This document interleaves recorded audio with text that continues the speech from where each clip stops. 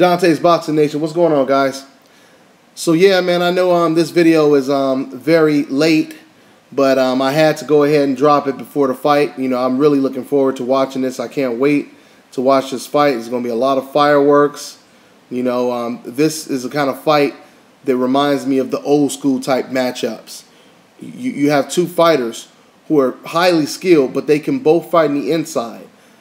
With the exception, Peterson, he could fight on the outside. And actually, believe it or not, you know, Matthysse, he could fight a little bit on the outside as well, which he showed against Zab Judah. You know, in those first 8-9 rounds, you know, Matthysse was very tentative in that fight, probably because it was his first big step up. And he actually tried to box Zab Judah for the majority of that fight until he caught Zab with a shot and hurt him. All right. So, you know, let me start with Matthysse. You know, Matthysse is one of my favorite personal fighters to watch. You know, like I said, I love watching his fights because you know that there's either going to always be a knockout or there's going to be some vicious punches landed. Okay? If you guys have been following my videos since day one, my original channel, Dante562, I did a 5-part series where, you know, I named a couple of fighters that I believed had the potential to be future pound-for-pound stars before they had even really been tested. You know, just trying to scout fighters before they actually had their big test. And Matthysse was one of the fighters that I said had the potential to be top 10 pound-for-pound best fighters in the world. But I had a but there. I said as long as he stays away from slick fighters. See, this is the thing about Matthysse, and this is the thing that people don't really look at because you have so many like fans who really only want to see what they want to see. They try to block out anything negative because they become so engulfed with liking or loving this fighter that they don't want to look at the flaws.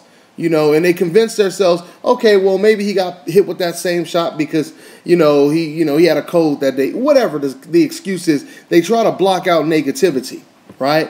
But realistically, you cannot do that, okay? Even me, you know, I have fighters that I like a lot, and I criticize them, and I'll kind of lose interest in some of those fighters just looking at little small things that I've seen while everyone else is praising that fighter. I'm like, I don't know, man. I seen a couple little small things that I didn't like, and the dude he was fighting wasn't really top-notch A-level. So what is he gonna do when an A-level fighter does the same thing that this C or D-level fighter did, right?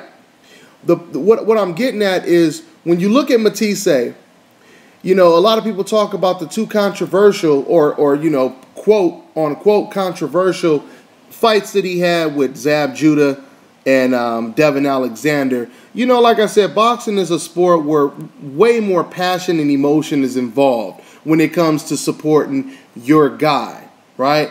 And because of this, when people look at Matthysse performances against Devin Alexander and Zab Judah, the only thing they see is, oh, you know, Matthysse was robbed. That's just all is to it. Matthysse was robbed, and that's all is to it, right? But they're not looking at the whole picture. They're only looking at one half of the picture, right? The other thing you have to look at is, have you ever thought about, even if you believe that Matthysse was robbed, have you ever thought about the fact that Matthysse allowed that fight to be close enough to where he could be robbed? You never looked at it that way, right? Did you ever look at it as, you know, if Matthysse lost to these guys, right? Doesn't that kind of mean, regardless if you thought Matthysse won or not, doesn't that mean that he kind of struggled against these guys? He actually struggled against their style, right? If you look at the two fighters that beat Matthysse, they were both boxers, okay? They were both boxers, and they were not A-level boxers. And I mean, when I say A-level, that's a loose term that could be used. When I say A-level, I mean they're not Floyd Mayweather, Adrian Broner, you know, Guillermo Rigondeaux type boxers, okay? They're not on that level. But nevertheless, they beat Matthysse. Now, when it comes to the Zab Judah fight, and I watched this fight about a month ago, you know, just basically trying to prepare for Zab against, you know, Danny Garcia. I watched that fight. Now, the Zab Judah fight, there was no controversy. Zab Judah clearly won the fight against Matthysse. Matthysse, like I said earlier, he started off extremely tentative. He wasn't doing a whole lot. That was actually, you go back and you watch that fight on YouTube, that was actually one of Zab Judah's best performances. And now we look at the type of beast that Matthysse has grown to be. You really have to give Zab Judah a lot of credit if you go back and you watch the fight. Because Zab Judah was winning the whole fight up into about the 8th round, I believe. And I believe that's around the time when Matthysse caught Zab and hurt Zab.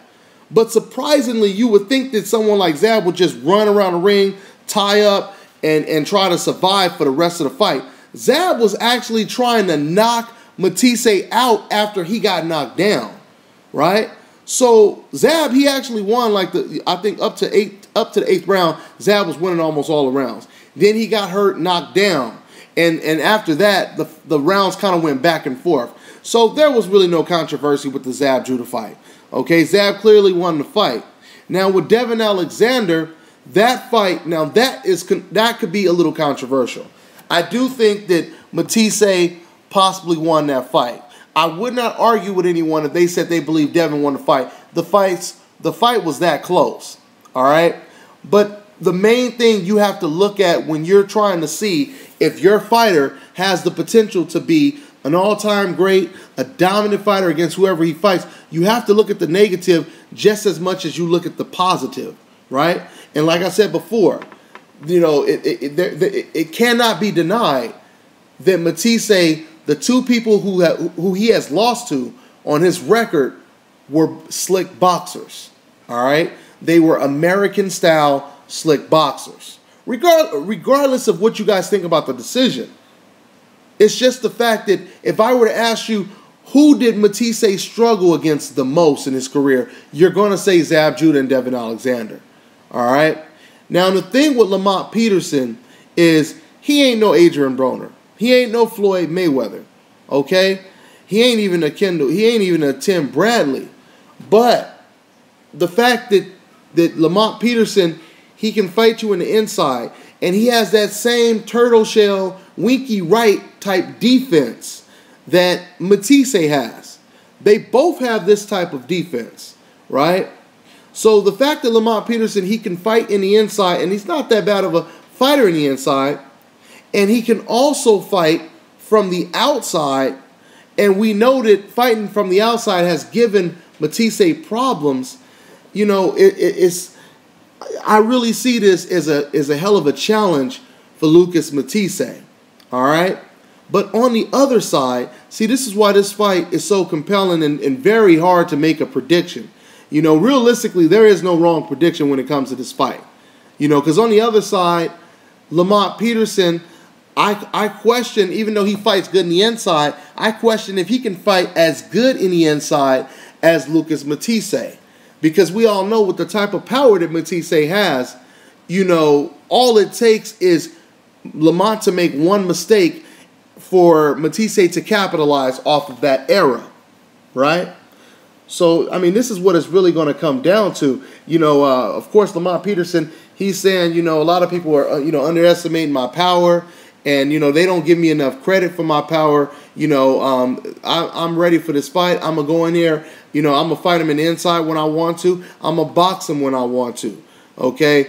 But the thing with Matthysse, even though he has struggled against two American-style boxers, Matthysse is not that vulnerable of a, you know, he's not, you can't really put him in the category of dumbass zombie-type fighter who just walks around and runs into punches. Matthysse doesn't run into punches. Matthysse, he has a very deceptive, good defense. Like I said, he just puts his arms up like Winky Wright, and it seems like when he puts his arms up, it seems sometimes like you can never hit him. Okay? So, you know, guys, like I said, this is a very, very interesting matchup. Very, very competitive. You know, I've watched a couple videos on YouTube of people making predictions, and it's definitely split down the middle. It's definitely a 50-50 type pick, you know. But if you put a gun to my head and you're forcing me to pick someone, boy, see, this one is tough right here. This one is really, really tough. I don't know, man. I mean, because at one point I see Lamont Peterson kind of frustrating I see Peterson kind of frustrating Matthysse kind of the way Zab Judah and Devin Alexander did for the majority of the fight, right? But then at the same time, I kind of see another Brandon Rios versus Anthony Peterson, right? Where Anthony Peterson was trying to fight the inside game with an inside fighter like Brandon Rios, and Brandon Rios was getting the best of Anthony Peterson. And not only was he getting the best, but he had the majority of the power, right? So, I can see this fight playing out both ways. But, I'm going to tell you right now, and I see Matthysse probably starting off real good. I see Peterson starting off slow, and eventually the inside fighting, Matthysse might get him in the inside. I'm really not sure. I'm going back and forth on this one, guys, because it's really that difficult of a fight to predict. I could easily see Lamont Peterson, outclassing and outboxing Matthysse, but I can also easily see Matthysse, getting the best of Lamont Peterson in the inside, in the trenches. But once again, if I have to make a decision, I'm gonna probably go with Matthysse. I'm gonna probably say I think Matthysse has a slight edge. He may possibly catch Lamont Peterson and hurt him a couple times.